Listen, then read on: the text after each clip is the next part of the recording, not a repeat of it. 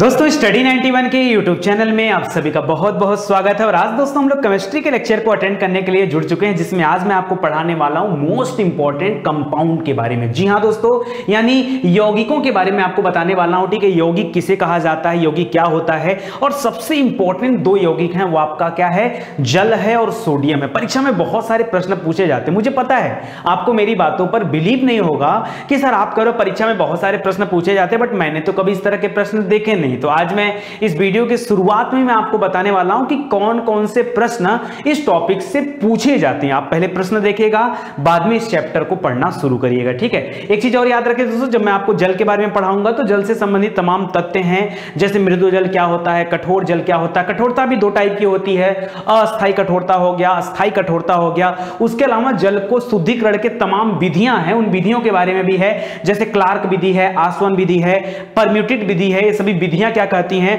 उसी तरह से सोडियम के जो यौगिक हैं, खास करके सोडियम क्लोराइड यानी NaCl की बात कर दें, सोडियम हाइड्रोक्साइड की बात कर दें, सोडियम कार्बोनेट की बात कर दें, बाइकार्बोनेट की बात कर लें, और भी तमाम यौगिक हैं, उन सभी तथ्यों के बारे में आज हम लोग चर्चा किया जाएगा। तो चलिए दोस्तों स्टार्ट करते हैं। स्टार्ट करने से पहले एक बात और याद दिलाना चाहूंगा कि अगर अभी तक आपने हमारे यूट्यूब चैनल को सब्सक्राइब नहीं किया तो जल्दी से सब्सक्राइब कर लीजिए और बेल आइकन को प्रेस करना मत भूलिए। साथ ही साथ एप्लीकेशन भी डाउनलोड करिए, जाके प्ले स्टोर से स्टडी 91 लिखिए, आपको वहां पर स्टडी 91 का ऐप मिल जाएगा, जिसके माध्यम से आपकी तैयारी और भी बेहतर हो पाएगी। ठीक है, चलिए स्टार्ट करते हैं दोस्तों। सबसे पहले कुछ परीक्षा उपयोगी महत्वपूर्ण प्रश्न मैं आपको बताना चाहता हूं, जो आपसे परीक्षा में पूछा जाता है। पहला दे रहा है, जल की कठोरता किसके कारण होती है। क्या पूछा मैंने अस्थायी अस्थायी कठोरता नहीं पूछा, मैंने सिंपली पूछा कि जल की कठोरता किसके कारण होती है। यह आपसे परीक्षा में प्रश्न पूछा जाता है। तो याद रखेगा, कैल्शियम तथा मैग्नीशियम, दोनों में कैल्शियम और मैग्नीशियम ही होता है। लिख रहा है कैल्शियम तथा मैग्नीशियम के बाइकार्बोनेट, क्लोराइड,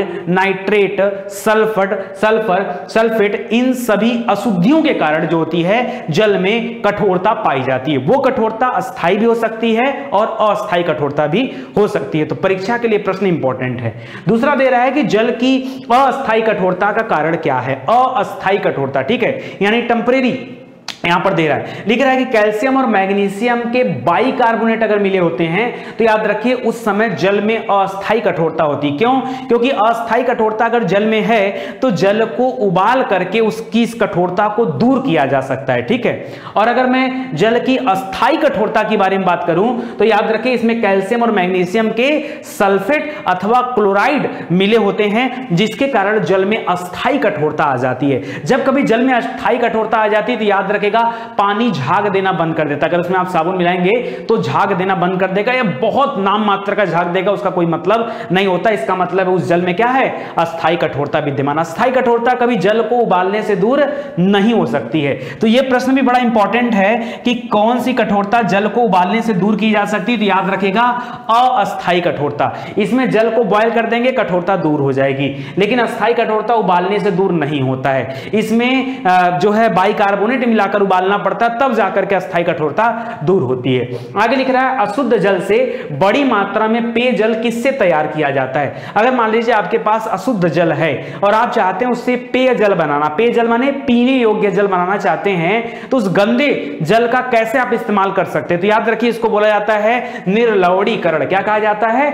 निर्लवणीकरण करके उसका जल का इस्तेमाल हम लोग कर सकते हैं। अशुद्ध जल यहां पर कहने का मतलब है कि ऐसा जल जो व्यक्ति के पीने योग्य ना हो, जैसे समुद्री जल, उसको शुद्ध करने की बात कर रहा है। ठीक है, आगे लिख रहा है, जल की अस्थायी कठोरता को दूर किया जा सकता है कैसे, तो जल को उबाल करके। ये सभी एग्जाम में पूछे गए प्रश्न हैं इस टॉपिक से। अगला दे रहा है दोस्तों, कठोर जल से कैल्शियम तथा मैग्नीशियम को निकालने की प्रक्रिया को क्या कहा जाता है। कठोर जल अगर है और वहां से कैल्शियम और मैग्नीशियम के कण अगर आप निकाल देते हैं तो उसको क्या कहते हैं, इसको कहते हैं जल का मृदुकरण करना। मृदुकरण माने मृदु जल। ठीक है, तो याद रखिएगा कठोर और मृदु दो शब्द होते हैं। आगे देखिए, जल का बीओडी मान क्या बताता है। दोस्तों जल का बीओडी मान बताता है कि जल में ऑक्सीजन की मात्रा कितनी है। ठीक है, तो बीओडी मान यही बताता है। ठीक है दोस्तों, जब कभी जल दूषित हो जाता है तो कहा जाता है कि जल के अंदर रहने वाले जीव जंतु भी मरने लगते हैं। क्यों? क्योंकि उस समय बीओडी की मात्रा क्या हो जाती है, कम हो जाती है। तो ये सभी प्रश्न है। अगला दोस्तों हम लोग सोडियम के यौगिक पढ़ने वाले हैं। तो सोडियम के यौगिक से भी बहुत सारे प्रश्न पूछे जाते हैं, वो ये आपके सामने है। लिख रहे हैं, प्लास्टर ऑफ पेरिस किसके आंशिक निर्जलीकरण से बंद बनता है? प्लास्टर ऑफ पेरिस के बारे में मैंने आपको पढ़ाया ना, तो बताइए किसके निर्जलीकरण से बनता है? जिप्सम के। किसके? जिप्सम। जिप्सम का सबसे ज्यादा इस्तेमाल कहां पर किया जाता है? सीमेंट उद्योग में किया जाता है। बताया गया ना आपको, सब याद रखिए। यही सब प्रश्न आपको परीक्षा में परेशान करते हैं। अगर आप ढंग से, अच्छे से और एक एक वीडियो करके ध्यान से एक बार पढ़ लेंगे ना, तो मुझे लगता है कि एग्जाम में कोई भी प्रश्न आपको परेशान नहीं कर पाएगा। ठीक है, चलिए। करा रासायनिक फलों के रस के परिरक्षण के लिए किस रसायन का उपयोग किया जाता है? ठीक है, तो दोस्तों कोई भी खाद्य पदार्थ अगर उसका परीक्षण करना है तो सोडियम बेंजोएट रखा जाता है, उसमें परीक्षण किया जाता है। तो सोडियम बेंजोएट याद रखिएगा, क्योंकि यह भी सोडियम के अंतर्गत ही आएगा, इसलिए यहां पर आपको बताया जा रहा है। अगला दिख रहा है कि रासायनिक दृष्टि से चूने का पानी जो होता है वो क्या होता है? चूने का पानी, तो इसको क्या बोलते हैं? कैल्शियम हाइड्रोक्साइड बोलते हैं। ठीक है, कैल्शियम हाइड्रोक्साइड को ही क्या बोलते हैं? चूने का पानी बोलते हैं। करा पदार्थ जो फोटोग्राफी में तथा एंटीक्लोर के रूप में प्रयुक्त होता है उसे क्या कहा जाता है? पहले जमाने में फोटोग्राफी होती थी तो निगेटिव बनता था, उस निगेटिव को बनाने में सोडियम थायोसल्फेट का इस्तेमाल किया जाता था। तो यह भी काफी इंपॉर्टेंट है। करेक्ट। किडनी में स्टोन का नाम सुना है, जिसको हम लोग बोलते हैं पथरी, कि भैया गुर्दे में पथरी हो गया है। ये पथरी किस चीज का बना होता है? तो कैल्शियम ऑक्सलेट का बना होता है। ये प्रश्न भी आपसे कई बार परीक्षा में पूछता है, तो कैल्शियम ऑक्सलेट, इसको भी ध्यान दीजिएगा। अगला लिख रहा है कि मोती मुख्य रूप से किसका बना होता है? यह भी कैल्शियम कार्बोनेट का बना होता है, मोती। ठीक है, कार्बोनेट की बात कर रहा हूं, बाइकार्बोनेट नहीं, कैल्शियम कार्बोनेट का बना होता है मोती, या मोती का जो बाहरी कवच है।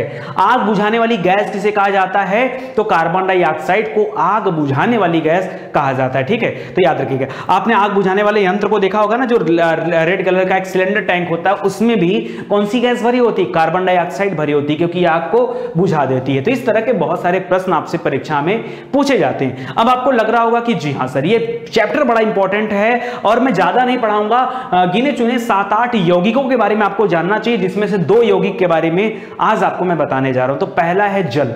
जल के बारे में मैक्सिमम बातें आपको क्या याद रखनी है? ये मास्टर वीडियो है, एक बात ध्यान दीजिएगा, जल का मास्टर वीडियो है, ध्यान दीजिएगा। लेकिन जल, कह जल जो होता है दोस्तों, ये हाइड्रोजन तथा ऑक्सीजन का यौगिक है, तभी तो हम लिखते हैं H2O। क्या पढ़ते हैं? H2O। तो यहां पर हाइड्रोजन और ऑक्सीजन के यौगिक मिलकर क्या करते हैं? जल का निर्माण करते हैं। करा इसमें हाइड्रोजन और ऑक्सीजन का अनुपात कितना होता है? और 2 अनुपात आपसे परीक्षा में पूछता है, कसम से विश्वास मानिए, बड़ा इंपॉर्टेंट क्वेश्चन है। आपसे अनुपात पूछा ना कि लोग गलत करना शुरू कर देते हैं। ठीक है, देखिए पहला पूछता है कि भारानुसार उनका अनुपात क्या होता है, दूसरा पूछता है आयतानुसार उनका अनुपात क्या होता है, भारानुसार और आयतानुसार। तो जो आप H2O पढ़ते हो ना, यहां पे हाइड्रोजन 2 और ऑक्सीजन 1 पढ़ते हो, ये क्या है? ये आयतानुसार है, ऐसे याद कर लो। ठीक है, आयतानुसार, यानी 2 अनुपात 1 क्या है? आयतानुसार। लेकिन कभी भारानुसार अगर पूछे ना तो 1:8 बताना, गलती मत करना। देखिए अगर आपको पढ़ाया गया चीज अगर आप परीक्षा में गलत करते हो तो फिर भाई कोई नहीं रोक सकता। तो याद रखिए, हाइड्रोजन ऑक्सीजन का भार कितना होता है? 1:8 होता है। और आयतानुसार कितना होता है अनुपातों का? तो 2:1 होता है, इसको भी ध्यान रखिएगा। ठीक है, पीएच मान जल का कितना होता है? पीएच मान 7 होता है। 7 से ऊपर अगर है कोई चीज तो उसको क्षारीय बोलते हैं, क्षारीय पदार्थ, और 7 से नीचे अगर है तो उसको अम्लीय पदार्थ कहा जाता है। लेकिन 7 को उदासीन माना जाता है। तो यहां पर जल जो होता है ये न तो क्षारीय होता है न तो अम्लीय होता है, इसीलिए इसे भी उदासीन कहते हैं। ठीक है, इसको भी याद रखेगा।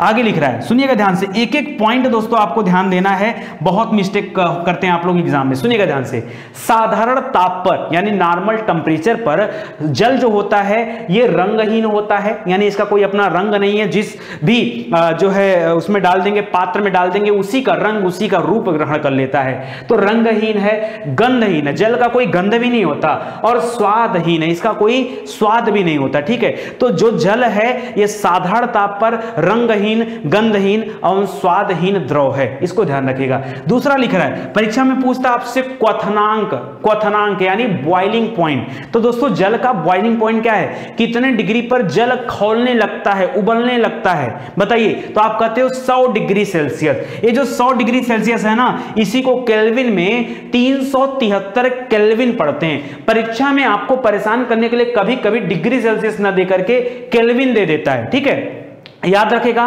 373 केल्विन। पर इसका क्या होता है, क्वथनांक होता है। अगर गलनांक की बात करें, गलनांक यानी कब ये बर्फ बन जाता है, तो याद रखें इसका गलनांक होता है 0 डिग्री सेल्सियस। क्या होता है, 0 डिग्री। आप ही कहते हैं ना कि जल 0 डिग्री सेल्सियस में बर्फ बन जाता है, तो ये जो 0 डिग्री सेल्सियस है इसी को 273 केल्विन पढ़ते हैं। ठीक है, तो यहां पर देखिए 273, अरे भाई 373 से 100 अगर नीचे आ गए तो क्या हो गया, 273 हो गया। तो क्वथनांक और गलनांक दोनों भैया याद रखिएगा, गलती मत करिएगा। ठीक है, अगला पॉइंट देखिए, लिख रहा है जल जो है ये उष्मा का सुचालक है, उष्मा का सुचालक है, तभी तो जल पूरा गर्म हो जाता है। और इसके अलावा लेकिन याद रखिए जल जो होता है विद्युत का क्या होता है, कुचालक होता है। अगर शुद्ध जल है तब कुचालक है। सुनिए, शुद्ध जल की अगर बात करें तो शुद्ध जल जो होता है यह विद्युत का कुचालक होता है, लेकिन यदि जल में अशुद्धियां मिला दी जाएं तो वह विद्युत का सुचालक हो जाता है। यानी जल में जो करंट आता है वो अशुद्धियां मिलने की वजह से आता है। अगर शुद्ध जल की बात करूं तो शुद्ध जल में कभी भी करंट सप्लाई नहीं होता है, वो जल क्या होता है, विद्युत का कुचालक होता है शुद्ध जल। मुझे पता है आपको नहीं पता था, काफी डाउट है, लेकिन इस डाउट को दूर कर लीजिए। मैंने कहा ना मास्टर वीडियो है, पॉइंट टू पॉइंट आज मैं बात करने वाला हूं, ध्यान दीजिएगा। अगला पॉइंट देखिए, करा ध्यान रहे कि जल में विभिन्न अशुद्धियों के कारण विद्युत प्रवाह भी संभव है, बता तो दिया आपको मैंने।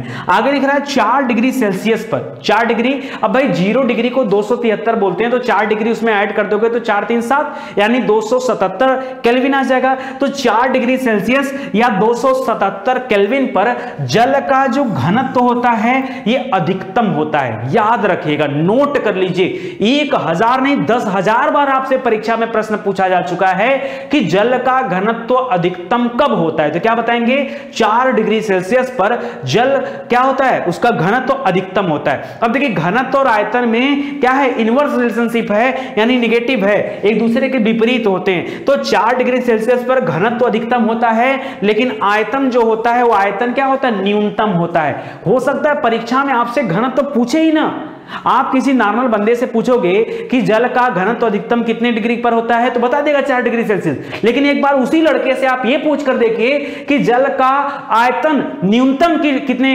तापमान पर होता है, ताप पर, तो नहीं बता पाएगा वो। न्यूनतम ताप, आपको दोनों याद रखना है, अधिकतम घनत्व या न्यूनतम ताप, एक ही बात है, दो बात नहीं है, समझ रहे हैं, तो याद रखिएगा। ताप को कम करने पर, यदि 4 डिग्री सेल्सियस तक ताप को कम किया जाए तो इसके आयतन में धीरे धीरे क्या होता है, कमी होती है, पढ़ाए तो क्या आपको, कमी होती है, और घनत्व में वृद्धि होती है। घनत्व बढ़ेगा आयतन कम होगा, घनत्व बढ़ेगा आयतन कम होगा 4 डिग्री सेल्सियस तक। लेकिन जैसे ही आप तापमान को और ज्यादा कम करोगे, यानी 4 डिग्री सेल्सियस के नीचे आ जाओ, यानी 3 डिग्री 2 डिग्री 1 डिग्री, जैसे आप और कम करोगे अचानक परिवर्तन देखने को मिलता है, अचानक से आयतन में वृद्धि चालू हो जाती है। इसका मतलब है घनत्व में कमी होने लगती है, और इसी कारण जो जल है वो बर्फ के रूप में तब्दील हो जाता है, और बर्फ जल में तैरता रहता है। बर्फ क्या होता है, जल में तैरता रहता है। क्यों, क्योंकि अब उसका घनत्व क्या हो गया, कम हो गया है। जल का घनत्व ज्यादा है, बर्फ का घनत्व कम है, तो जाहिर सी बात है तैरेगा ना, तो इसीलिए क्या होता है, बर्फ तैरता रहता। समझ में आ गया। 4 डिग्री सेल्सियस तक तो नॉर्मल थी, लेकिन 4 डिग्री सेल्सियस से जैसे ही तापमान को कम किया, मतलब और नीचे आए, तो हमको आयतन में वृद्धि और घनत्व में कमी देखने को मिलती है। याद रखेंगे ना, याद रखेगा, नहीं रखेंगे तो आपकी मर्जी है। सुनिए आगे, करा जल एक उत्तम विलायक है। बहुत सारी चीजों को इसमें मिला के आप क्या कर देते हो, मिला देते हो, यानी विलायक यानी एक ऐसा द्रव है जो सभी चीजों को अपने अंदर घोल लेता है, तो विलायक कहा जाता है। सबसे अच्छा विलायक जल को कहा जाता है। लेकिन याद रखिए जल में केवल अधिकांश या कह सकते हो कि केवल अकार्बनिक पदार्थ ही क्या होते हैं, घुल पाते हैं। कार्बनिक पदार्थ कभी भी जल में घुल नहीं पाता। कार्बनिक पदार्थ क्या होता है, घुल नहीं पाता है। ठीक है, तो याद, जैसे पेन है, मार्कर है, इसको जल में डाल दिया, घुल जाएगा क्या, नहीं घुलेगा। ठीक है, तो याद रखिएगा अधिकांश अकार्बनिक पदार्थ ही जल में घुलते हैं और जल को सुविलायक कहा जाता है। इसीलिए ज्यादातर चीजें होती हैं अधिकांश अकार्बनिक में होती हैं, इसीलिए जल को सार्वत्रिक विलायक कहा जाता है, यानी यूनिवर्सल सॉल्वेंट का नाम दिया जाता है। ठीक है, दुनिया की बहुत सारी चीजें पानी में घुल जाती हैं। कह जल के 2 प्रकार होते हैं। कितने प्रकार का जल होता है, 2 प्रकार के जल होते हैं। एक होता है मृदु जल, दूसरा होता है कठोर जल। मृदु जल और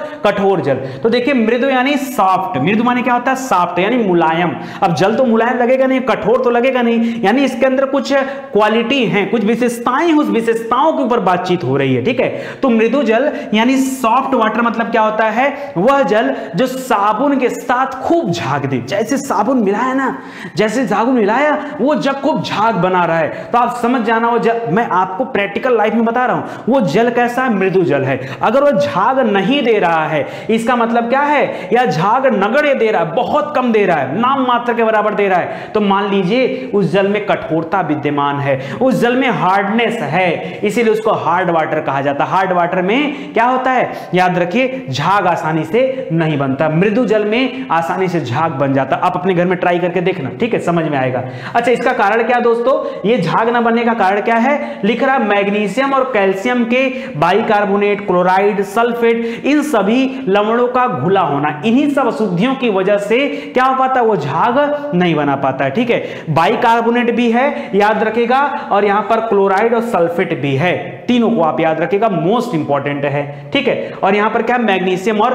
कैल्शियम, ठीक है। Mg का परमाणु क्रमांक क्या है, एटॉमिक नंबर 12 है, ठीक है, याद रखेगा। और कैल्शियम का 20 है, पोटेशियम का 19 है, तो इसको आप याद रखेगा। चलिए आगे बढ़ते हैं। अब अगर जल की कठोरता की बात करें तो जल की कठोरता भी दो प्रकार की होती है, एक होता अस्थायी कठोरता, दूसरा होता अस्थायी कठोरता। तो सबसे आसान है अस्थायी, यानी टेम्परेरी हार्डनेस की बात करें। टेम्परेरी हार्डनेस में क्या होता है दोस्तों, इसमें याद रखेगा कि इसमें जल में मैग्नीशियम तथा कैल्शियम के बाइकार्बोनेट घुले होते हैं। क्या घुले होते हैं, देखिए दोनों जगह मैग्नीशियम और कैल्शियम ही है, कुछ अलग नहीं है। चाहे अस्थाई में बात करेंगे चाहे अस्थाई में बात करेंगे, दोनों में कैल्शियम और मैग्नीशियम की बात होती है। तो बात आता है कि कैल्शियम और मैग्नीशियम के अलग अलग लवण होते हैं, जैसे इसमें बाइकार्बोनेट घुले होते हैं, तो बाइकार्बोनेट घुले होते हैं तो इसीलिए क्या होता है, यहां पर अस्थायी कठोरता होती है। आप केवल बॉयल कर देंगे ना तो इस कठोरता को दूर किया जा सकता है, ठीक है। लेकिन यहां पर सल्फेट और क्लोराइड घुले होते हैं, किसके, कैल्शियम और मैग्नीशियम के सल्फेट और क्लोराइड घुले होते हैं, जिसके वजह से यहां पर अस्थायी कठोरता होती है। इसको सिर्फ उबाल कर दूर नहीं किया जा सकता। कैसे दूर होगा, यहां पर भी बाइकार्बोनेट मिलाकर गर्म करिए, क्या करिए, यहां पर भी सोडियम कार्बोनेट मिलाकर के गर्म करते हैं तो क्या हो जाता है, यहां पर Na2CO3 मिलाकर जब इसी को पढ़ते हैं ना, इसी को सोडियम कार्बोनेट पढ़ते हैं, ठीक है। तो Na2CO3 मिलाकर गर्म करेंगे तब इसकी जो अस्थायी कठोरता जो होती है वो दूर हो पाएगी। तो ये प्रश्न बड़ा इंपॉर्टेंट है क्योंकि परीक्षा में बहुत सारी चीजें यहां से पूछी जाती हैं। आगे बढ़ते हैं, लिख रहा है। अब देखिए यहां से 3 विधियां हैं, तीनों विधियों को मैं 3 लाइन में लिख दिया। इतने आसान शब्दों में कभी भी इन विधियों को नहीं पढ़ा जा सकता। सुनिएगा ध्यान से, मेरे पॉइंट सुनिएगा। लिख रहा है अच्छा, कुल मामला क्या है, मामला है कठोर जल के अंदर से कठोरता को समाप्त करना, ये टारगेट है। लिख रहा है अस्थाई कठोर जल में बूझा चूना या चूने का पानी, चूने का पानी मैंने पढ़ाया था ना, कैल्शियम हाइड्रोक्साइड को चूने का पानी कहा जाता है। भाई क्वेश्चन आता है परीक्षा में, तो याद रखिए CaOH2 क्या पढ़ते हैं, CaOH2, इसको कैल्शियम हाइड्रोक्साइड पढ़ते हैं। कैल्शियम हाइड्रोक्साइड मतलब हाइड्रोजन ऑक्साइड दोनों लिखा है, तो देखिए OH2 CaOH2 कैल्शियम हाइड्रोक्साइड एक निश्चित मात्रा में मिलाने पर या बूझे चूना मिलाने पर या चूने का पानी मिलाने पर, ठीक है, उसके अंदर जो अशुद्धियां हो जाती हैं वो अवक्षेपित हो जाती हैं, बैठ जाती हैं और शुद्ध जल क्या हो जाता है, ऊपर हो जाता है। फिर उसको छान करके मृदु जल प्राप्त किया जा सकता है। इसी विधि को क्या कहा जाता है, क्लार्क विधि कहा जाता है। कुछ नहीं किया, कठोर जल में सिर्फ एक निश्चित मात्रा में मिला दिया, क्या, बुझा चूना, चूने का पानी, कैल्शियम हाइड्रोक्साइड CaOH2 मिला दिया, और इसी विधि को क्या बोलते हैं, क्लार्क विधि बोलते हैं, ठीक है। क्लार्क मेथड है, इससे हमको मृदु जल प्राप्त हो जाता है। एक मेथड हम लोग अपना यूज करते हैं घर में, जिसको आसवन विधि कहा जाता है। पानी को गर्म कर लिया, बॉयल कर लिया, कठोर जल को उबाल करके उसका जो वाष्प है उसको संघनित कर लिया, संघनित माने ठंडा कर लिया, संघनित माने ठंडा कर लिया। जब वाष्प को ठंडा कर लेंगे तो फिर से जल प्राप्त हो जाएगा। वो जो जल आपको प्राप्त होगा ना वाष्प को ठंडा करने के बाद, वो मृदु जल होगा, ठीक है। और इस तरह से इसको क्या कहा जाता है, आसवन विधि कहा जाता है। एक तीसरी विधि भी है, परम्यूटेड विधि। क्या है, परम्यूटेड विधि। याद रखिए, जल में किसी भी तरह की कठोरता हो, अस्थायी कठोरता हो, अस्थायी कठोरता हो, दोनों को दूर किया जा सकता है। किससे, परम्यूटेड विधि से। परीक्षा में भी प्रश्न आता है, भाई किस विधि से जल की अस्थायी और अस्थायी दोनों प्रकार की कठोरताओं को दूर किया जा सकता है, तो क्या बताएंगे, परम्यूटेड विधि के द्वारा, ठीक है। यहां पर लिख रहा है कि इस विधि में सोडियम एल्युमिनियम सिलिकेट, बड़ा लंबा चौड़ा नाम है, सोडियम एल्युमिनियम सिलिकेट, सोडियम माने Na, एल्युमिनियम माने Al और सिलिकेट माने सिलिकॉन, ठीक है। तो ये SI याद रखेगा। इसी को सोडियम परम्यूटेट बोलते हैं, करा Na2, Al2, Si2 और O3, ठीक है। इनसे क्या करता है, जब इसको कठोर जल में मिलाया जाता है, सोडियम एल्युमिनियम सिलिकेट को या सोडियम परम्यूटेट को जब कठोर जल में मिलाया जाता है तो जो जल में घुले लवण होते हैं वो अविलेय परम्यूटेट में बदल जाते हैं, जिसको छान करके अलग किया जा सकता है। बाद में हमारे पास मृदु जल बच जाएगा, ठीक है। तो इसको आप लोग याद रखिएगा। क्या लगता है आप लोगों को, मजा आया या नहीं आया? बिल्कुल मजा आएगा। जब देखिए आप एक सिस्टमैटिक तरीके से पढ़ेंगे ना, पढ़ने का मजा ही अलग होता है। और खास करके मुझे ऐसा लगता है कि स्टडी 91 पर इतने अच्छे से चीजें पढ़ाई जाती है कि आपको कोई भी कंफ्यूजन नहीं होना चाहिए। सुनिए, करा जल के जीवाणुनाशन की विधियां। भाई जल के अंदर बहुत सारी बैक्टीरिया होती है, बड़ी हानिकारक बैक्टीरिया होती है। आजकल देखा जाए तो ज्यादातर लोगों के घरों में आरओ पानी का इस्तेमाल किया जाता है, ठीक है, ठीक है। तो ये आरओ का जो इस्तेमाल करते हैं, जो फिल्टर पानी को फिल्टर करने की जो विधियां, ये क्या हैं भाई? इसी के तहत पानी के अंदर के जो विषाणु हैं, सॉरी विषाणु करो, जो जीवाणु हैं, जो बैक्टीरिया हैं, उनको मार दिया जाता है, ठीक है, ताकि पानी साफ हो सके। तो कई सारी विधियां हैं, शायद यहां पे मैं रेड करना भूल गया हूं, आप हेडिंग याद रखिए। पहली विधि है क्लोरीकरण, दूसरी है पराबैंगनीकरण, तीसरा है ओजोनीकरण और चौथा है पोटेशियम परमैंगनेट के द्वारा। ये 4 विधियां हैं, चारों विधि अपने आप में बड़ी इंपॉर्टेंट है। सुनिए, पहली विधि दे रहा है क्लोरोनीकरण, तो क्लोरीन से बना है क्लोरोनीकरण। क्लोरीन को अगर जल में मिला दिया जाए, कई बार परीक्षा में पूछा भी जाता है, जल को शुद्ध करने के लिए जल में क्या मिलाया जाता है? क्या बताएंगे? क्लोरीन मिलाया जाता है। अच्छा, आपने स्विमिंग पूल वगैरह देखा है? स्विमिंग पूल वगैरह को साफ करने के लिए क्लोरीन का इस्तेमाल करते हैं, पता है ना आपको। लेकिन जिस समय क्लोरीन मिलाया जाता है ना, उस समय किसी का नहाना मना होता है। क्यों? नुकसान करता है, त्वचा पे पड़ेगा, त्वचा काला पड़ जाएगा, नुकसान करता है, ठीक है। केमिकल रिएक्शन होता है। कुछ समय बाद जब पानी सही हो जाता है, उसका प्रभाव समाप्त हो जाता है, तब जो है आपको नहाने की परमिशन दी जाती है। तो क्लोरीन को मिला करके जल को साफ किया जाता है। लेकिन क्लोरीन के मिलाने से जल का स्वाद बड़ा खराब हो जाता है, गंदा सा लगता है। आप कभी क्लोरीन मिले हुए जल को पी के देखेंगे ना, बड़ा अजीब सा टेस्ट आएगा उसमें, ठीक है, यानी मजेदार स्वाद नहीं होता। वही बता रहा है, कह रहा है क्लोरीन की थोड़ी मात्रा मिलाने से जल में उपस्थित जो जीवाणु होते हैं, जो बैक्टीरिया हो जाते हैं, वो नष्ट हो जाते हैं, इसलिए तो मिलाया जाता है उसको साफ करने के लिए। किंतु जल का स्वाद भी खराब हो जाता है। अतः इस खराब स्वाद को सही करने के लिए उसमें अमोनिया मिलाते हैं। अमोनिया यानी NH3। तो याद रखिए, इसमें क्या मिलाया जाता है? अमोनिया मिलाया जाता है। तो यह भी परीक्षा में एक और प्रश्न बन गया, ठीक है, इसको आप याद रखिए। दूसरा है पराबैंगनिक किरणों द्वारा। आजकल आप अगर आरओ परचेज करने जाएंगे ना, तो उसमें बताया जाता है इस आरओ में यूवी रेज लगाया गया, उसके माध्यम से पानी को साफ किया जाता है। देखिए यूवी रेज क्या है? पराबैंगनिक किरणें, अल्ट्रा वायलेट रेज, ठीक है, पढ़ाया गया फिजिक्स में, जाके पढ़िए। पूरी फिजिक्स पढ़ा दी गई है, पूरी बायोलॉजी एक बार कॉपी पे पढ़ा दी गई। डिजिटल अभी पूरा नहीं पढ़ाया गया, 15-16 लेक्चर हुआ, जल्दी ही वो कंप्लीट आपको करा दिया जाएगा।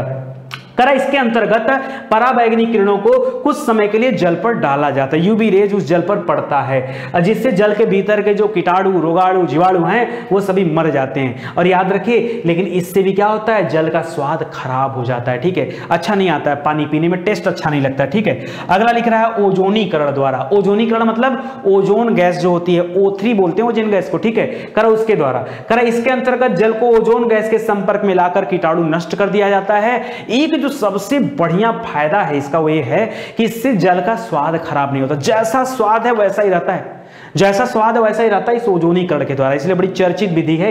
आगे लिख रहा है पोटेशियम परमैंगनेट के द्वारा। कह रहा है जो कुआं होता है, जो खुला है, जैसे बाउली है, कुआं है, जलाशय है, झील है, भाई उसका उस जल का इस्तेमाल भी लोग पेयजल के रूप में करते हैं, ठीक है। तो ये जो खुला जल है, इसको भी तो साफ किया जाता होगा, क्योंकि इसमें बहुत सारे कचरे वगैरह पड़ते होंगे। तो ऐसे में खुले जल को साफ किया जाता है कैसे? पोटेशियम परमैंगनेट का चूर्ण मिला दिया जाता है, जिससे उसके अंदर जो जीवाणु हैं नष्ट हो जाते हैं। अरे भाई आप देखते होंगे जो खुला जल होता है उसके ऊपर जो मच्छर पनपते हैं, तो जो कुएं में जल होता है क्या उसके ऊपर मच्छर नहीं पनप सकते? नहीं। क्यों? क्योंकि उसमें पोटेशियम परमैंगनेट मिलाया जाता है, ठीक है। तो इसको भी आप याद रखिएगा। मुझे नहीं लगता कि इससे ज्यादा बातें आपको चाहिए, ठीक है। आगे बढ़ते हैं। इतनी बातें अगर आप याद रखते हो जल के बारे में, तो निश्चित रूप से जल से कभी भी जिंदगी में एक भी क्वेश्चन बाहर आपका नहीं जाएगा। दूसरा देखिए यहां पर लिख रहा है सोडियम के यौगिक। अब सोडियम के कौन कौन से यौगिक होते हैं? सोडियम का एटॉमिक नंबर कितना होता है? परमाणु क्रमांक कितना होता है? 11। कितना होता है? है 11 और इसका इलेक्ट्रॉनिक विन्यास कितना है, इलेक्ट्रॉन कॉन्फ़िगरेशन कितना होता है 281, पढ़ाया गया आपको 281। यहां पर जो वैलेंस इलेक्ट्रॉन कितना होता है वो 1 होता है, वैलेंसी कितनी होती है वो भी 1 होता है। क्यों? क्योंकि इसी को त्याग देगा तो क्या हो जाएगा, स्टेबल फॉर्मेट में आ जाएगा। ठीक है, ये सब तथ्य आप याद रखिए, इसलिए ग्रुप 1 का मेंबर माना जाता है। ठीक है, आगे देखिए, करा साधारण नमक को ही सोडियम क्लोराइड कहा जाता है। जो नमक हम लोग यूज करते हैं नॉर्मल नमक, अब तो हम लोग आयोडीन वाला नमक यूज करते हैं, एक साधारण नमक ये होता है जो खड़ा वाला नमक बन गया था। ठीक है, तो करा साधारण नमक को क्या बोलते हैं, सोडियम क्लोराइड बोलते हैं, NaCl बोलते हैं, सोडियम क्लोराइड कहा जाता है। करा यह समुद्री जल के वाष्पीकरण से तैयार किया जाता है। भाई समुद्र के जल को गुजरात वगैरह जाएंगे, महाराष्ट्र वगैरह जाएंगे तो वहां समुद्र के जल को खेतों में रोक दिया जाता है मेड़ बनाकर, फिर जब पानी वाष्पीकृत हो जाता है तो वहां पर क्या हो जाता है, नमक बच जाता है। ठीक है, तो याद रखिएगा भाई नमक का वाष्पीकरण तो हो नहीं सकता, तो पानी वाष्पीकरण हो जाता है, नमक बच जाता है, इसलिए कहा जाता है नमक की खेती। क्या होता है इसको, नमक की खेती। कई लोग सोचते हैं नमक की खेती यार कोई वृक्ष लगता होगा क्या नमक का, नहीं वृक्ष नहीं लगता है, बस पानी को रोकते हैं मेड़ बना करके, फिर उसके अंदर क्या करते हैं वाष्पीकरण हो जाता है, नमक बच जाता है। ठीक है, तो लिख रहा है करा प्राप्त किया, कई बार झीलों से भी नमक प्राप्त किया है। सांबर झील वगैरह का नाम सुना होगा, राजस्थान में है, जो खारे पानी की झील है, सबसे बड़ी झील है, इसको याद रखेगा। करा समुद्री जल में घुलनशील लवणों का लगभग 75% हिस्सा क्या होता है, सोडियम क्लोराइड होता है, उसीलिए उसका पानी नमकीन लगता है। कभी आपने पिया है ना, तो आपने समुद्र का पानी पीकर देखिए, एक आध घोट मुंह में लेकर देखिए, आपको समझ में आ जाएगा कितना खारा पानी लगता है। ठीक है, तो याद रखिए क्योंकि उसमें उसका 75% हिस्सा क्या होता है, सोडियम क्लोराइड मिला होता है, NaCl जिसको आप कहते हो। आगे लिख रहा है नमक में आयोडीन की कमी से घेंघा नामक रोग होता है। व्यक्ति को घेंघा नामक रोग हो जाता है ना, यहां पर घेंघा निकल जाता है। ठीक है, तो अगर नमक में आयोडीन नहीं है तो उसकी कमी से घेंघा नामक रोग होता है। कह रहा है कि जो नमक है ये शरीर की जो उपापचयी क्रियाएं होती है जिसको मेटाबॉलिज्म बोलते हैं, उसमें नमक की यह प्रक्रियाएं हिस्सा लेती हैं। ठीक है, तो वो आप ये सभी आपको बायोलॉजी में पढ़ाया गया है। ठीक है, तो इसको याद रखेगा। कह रहा है कि नमक का उपयोग आचार मांस आदि के परिरक्षण में भी किया जाता है, इनको ज्यादा समय तक स्टोर रखने के लिए भी इसका इस्तेमाल करते हैं। बर्फ और नमक को मिलाने से प्राप्त हिम मिश्रण का उपयोग 0 डिग्री सेल्सियस से कम ताप उत्पन्न करने में भी किया जाता है। कह रहा है अगर आपको 0 डिग्री पे तो कोई चीज बर्फ बनी जाती है, अगर आपको उससे नीचे जाकर जाना है तो क्या करेंगे, याद रखिए पानी में नमक मिला दीजिए तो ये क्या हो जाएगा, उससे भी नीचे के टेंपरेचर में चला जाएगा। ठीक है, हिम मिश्रण यानी उससे भी नीचे में चला जाएगा, तो याद रखिए नमक मिलाने पर। दोस्तों आपको याद होगा कि ज्यादातर चीजों के परीक्षण, जैसे मरी हुई मछलियों को ज्यादा समय तक अगर आपको सुरक्षित रखना है या किसी डेड बॉडी को सुरक्षित रखना है तो उसको बर्फ में रखा जाता है, बर्फ की सिल्ली में रखा जाता है, क्योंकि वहां पर जो बैक्टीरियल इंफेक्शन होता है वो लगभग 0 के बराबर होता है और वो ज्यादा समय तक वो चीजें जिंदा रह पाती हैं।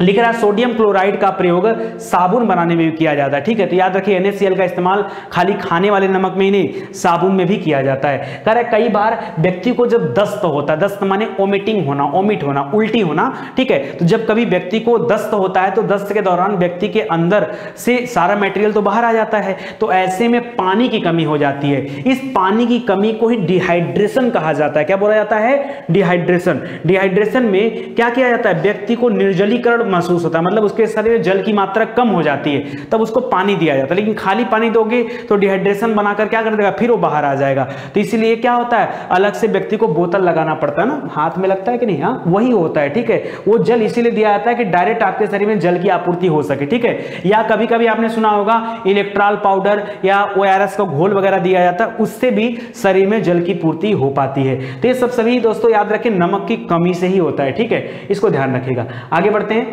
कह रहा है कि अगला, ये तो रहा NaCl के बारे में बात, दूसरा है सोडियम हाइड्रोक्साइड। बड़ा कंफ्यूजन होता है यार, मैं भी पढ़ता था ना जब सोडियम हाइड्रोक्साइड, तो मुझे कोई रुक के बताता नहीं था भाई सोडियम हाइड्रोक्साइड क्या होता है, इसका इस्तेमाल कैसे करते हैं, कहां प्रयोग होता है, नहीं कोई बताता था। लेकिन मैं बताना चाहूंगा, मुझे लगता है यार बता, मैं पढ़ाने में हमेशा क्या सोचता हूं, मैं हमेशा सोचता हूं कि जो प्रॉब्लम मैं अपने जिंदगी में झेला हूं ना, वो प्रॉब्लम मुझे आपको ना झेलना पड़े, वो मैं आपको आसान तरीका। अब देखिए सोडियम हाइड्रोक्साइड को बोला जाता है NaOH बोला जाता है, हाइड्रोक्साइड बोल सकते हो, हाइड्रा मतलब उसमें हाइड्रोजन और ऑक्साइड मतलब ऑक्सीजन दोनों है, तो हाइड्रोक्साइड बोला जाता है। NaOH को सोडियम हाइड्रोक्साइड कहा जाता है। ठीक है, लिख रहा है इसे दाहक सोडा या कास्टिक सोडा भी कहा जाता है। अब नॉर्मली क्या होता था कि लोग कभी कास्टिक सोडा बोल देते थे, कभी दाहक सोडा, कभी सोडियम हाइड्रोक्साइड, कभी कोई NaOH बोलता था, हम परेशान हो जाते थे यार ये क्या है, ये पर्यायवाची है, ये क्या है, ये कुछ नहीं है, ये केमिस्ट्री में पर्यायवाची है। किसका है, चलो नोट कर दे रहा हूं, NaOH क्या है,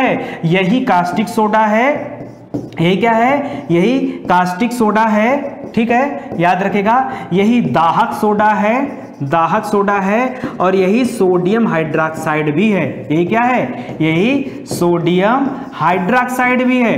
कंफ्यूजन में मत रहिए, ठीक है। परीक्षा में बहुत लोग परेशान कर दे, लेकिन अब कोई परेशान न कर पाए आपको। तो याद रखिए NaOH क्या है? कास्टिक सोडा है। NaOH क्या है? दाहक सोडा है। NaOH क्या है? सोडियम हाइड्रोक्साइड है। मत भूलिएगा कभी NaOH, कभी आए तुरंत याद कर लीजिए। अच्छा, एक चीज और याद रखिएगा इसके साथ, करा वायु में यदि इसे खुला छोड़ दिया जाए तो ये वायु से छोड़ देने पर वायु से जलवाष्प अवशोषित कर लेता है, वहां से जलवाष्प अवशोषित कर लेता है। ये NaOH की खासियत है। ये एक प्रबल क्षार होता है, प्रबल क्षार यानी मजबूत क्षार, ठीक है। ये एक प्रबल क्षार होता है, यानी प्योर कट्टर क्षार है। त्वचा के संपर्क में आने पर फफोले पड़ जाती, इतना खतरनाक क्षार है ना, इतना खतरनाक है कि आपके त्वचा से ये संपर्क में आ जाए तो शरीर में फफोले पड़ जाएंगे। जैसे जलने के बाद फफोले पड़ जाते हैं ना, ऐसे फफोले पड़ जाएंगे। इस NaOH से दूर रहिएगा। लिख रहा है कि इसका उपयोग साबुन में किया जाता है, नहाने वाला साबुन वगैरह में, या फिर सोडा लाइम बनाने में, इन सभी चीजों का इस्तेमाल किया जाए, मतलब किसका? NaOH का इस्तेमाल किया जाता है। इसके अलावा कागज उद्योग, रेयान उद्योग, सिल्क के निर्माण में भी इसका इस्तेमाल किया जाता है। पेट्रोलियम शोधन में, पेट्रोलियम को जब शोधित रूप में मतलब उसको शुद्ध किया जाता है, ठीक है, तो उसमें, या सोडियम धातु के निष्कर्षण में जब कभी निष्कर्षण किया जाता तो उसमें इसका इस्तेमाल किया जाता है। किसका? सोडियम हाइड्रोक्साइड का। याद रहेगा क्या? NaCl और NaOH के बारे में मत भूलिएगा। दूसरा पॉइंट देखिए, कह रहा है कि सोडियम कार्बोनेट। देखिए कंफ्यूजन मत रहिएगा, सोडियम कार्बोनेट अलग है और बाइकार्बोनेट अलग है। क्या बोला? सोडियम कार्बोनेट अलग है, बाइकार्बोनेट अलग है। ठीक है, सोडियम कार्बोनेट Na2CO3, Na2 मतलब सोडियम हो गया और CO3 याद रखिए कार्बोनेट हो गया, सोडियम कार्बोनेट Na2CO3। ठीक है, करा इसको धावन सोडा कहा जाता है, वॉशिंग सोडा कहा जाता है, कास्टिक सोडा पीछे हम पढ़े थे।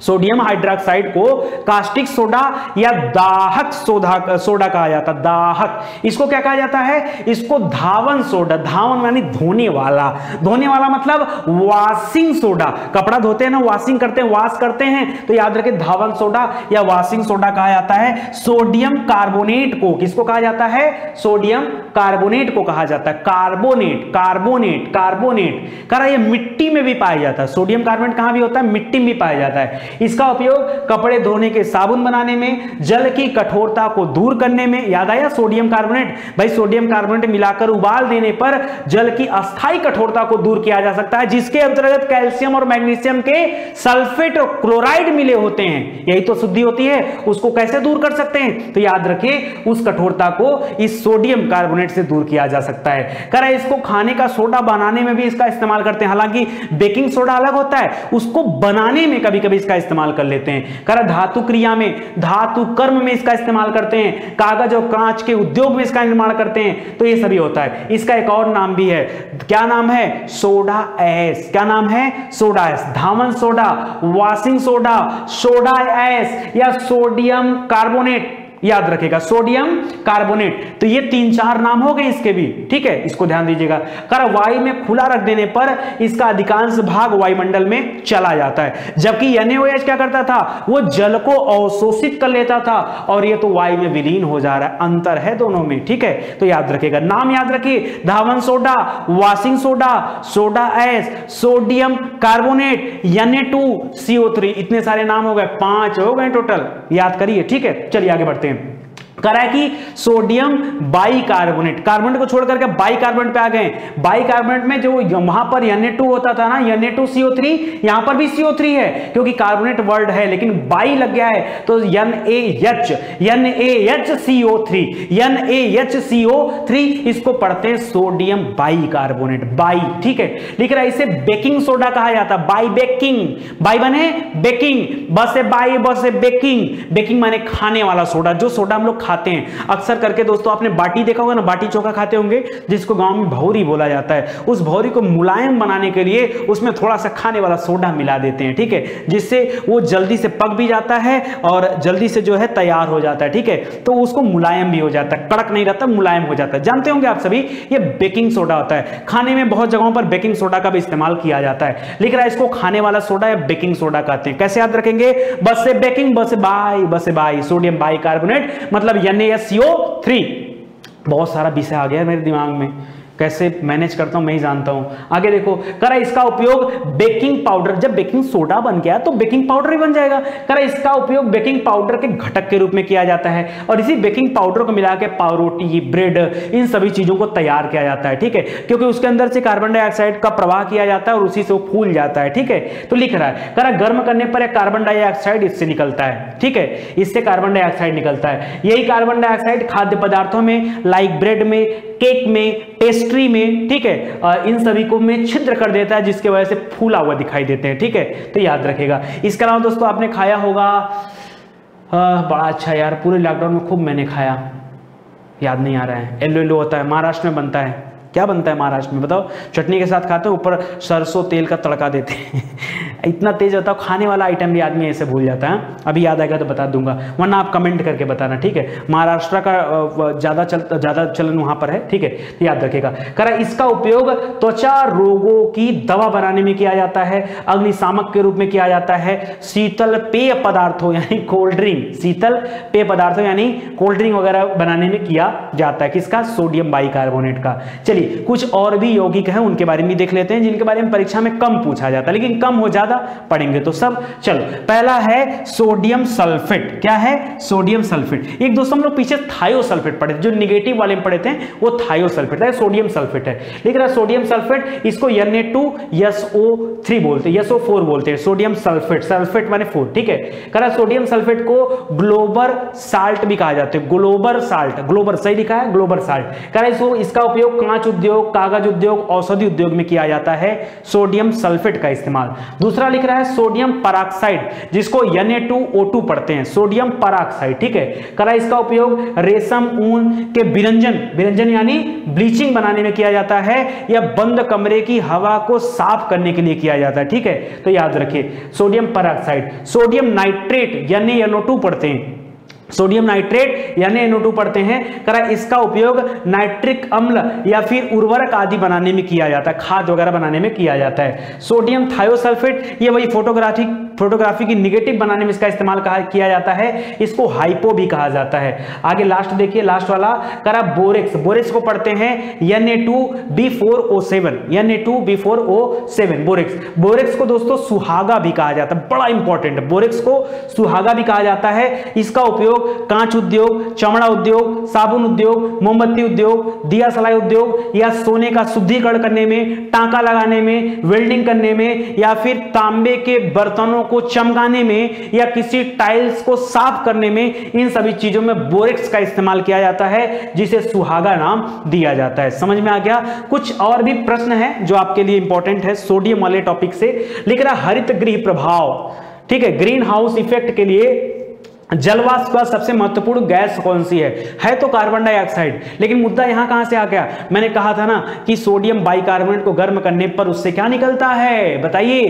कार्बन डाइऑक्साइड निकलता है। तभी तो केक फूला हुआ दिखता है, ब्रेड फूला हुआ दिखता है, ठीक है, पेस्ट्री फूली हुई दिखती है, ठीक है। तो इसको याद रखेगा। लिख रहा है सोडा वाटर बनाने हेतु कौन सी गैस प्रयुक्त की जाती है? सोडा वाटर जानते हैं ना, अरे मिला, ठीक है, सोडा वाटर। तो सोडा वाटर में किसका प्रयोग किया जाता है? कार्बन डाइऑक्साइड का ही इस्तेमाल करते हैं। इसके अलावा जो कोल्ड ड्रिंक वगैरह है उसमें भी कार्बन डाइऑक्साइड का इस्तेमाल करते हैं। कोल्ड ड्रिंक जो आप शीतल पेय पदार्थ पीते हो उसमें भी CO2 का इस्तेमाल करते हैं।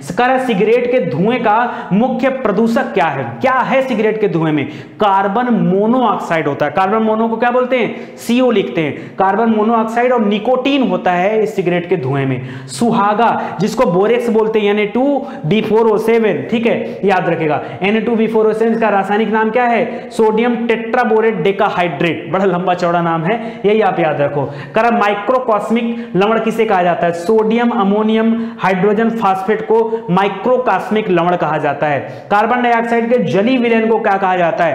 कार्बोनिक एसिड कहा जाता है। जलीय विलयन को कार्बोनिक एसिड।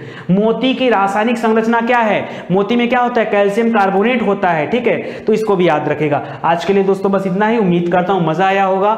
2-3 लेक्चर रहेगा कंपाउंड के ऊपर, क्योंकि यौगिकों से बहुत सारे प्रश्न पूछे जाते हैं। तो यौगिक वाला चैप्टर पढ़ने के बाद हम लोग विजिट करेंगे कार्बन वाले चैप्टर पर। उसको पढ़ाने के बाद फिर मैं आपको पढ़ाऊंगा तमाम अभिक्रियाओं के बारे में। बहुत सारे टॉपिक अभी बचे हुए, ज्यादा नहीं है, 30 लेक्चर के अंदर आपका ये समाप्त हो जाएगा। ठीक है, जैसे 30 लेक्चर में मैक्सिमम आपका फिजिक्स कंप्लीट हो गया था, तो 30 लेक्चर में आपका ये टॉपिक भी क्या हो जाएगा, कंप्लीट हो जाएगा। बिल्कुल बेफिक्र रहिए और अच्छे से स्टडी करते रहिए। जैसे ही टॉपिक कंप्लीट हो जाएगा आपको नोट्स भी जारी कर दिया जाएगा। ठीक है, आप सभी के लिए बहुत बहुत धन्यवाद। इसी तरह से अपना लाड प्यार बनाए रखिए। 2 मिलियन का सब्सक्राइबर पूरा हो चुका है। जरूरत है आपको भी मेहनत करने की, क्योंकि जब तक आप मेहनत नहीं करेंगे तब तक कुछ होने वाला नहीं है। ठीक है, तो अगर आपको सच में सफल होना है तो जल्दी से आप हमारे YouTube चैनल से जुड़िए, हमारे वेबसाइट से जुड़िए, हमारे एप्लीकेशन प्रोग्राम से जुड़िए, ताकि आपकी तैयारी और भी बेहतर हो सके।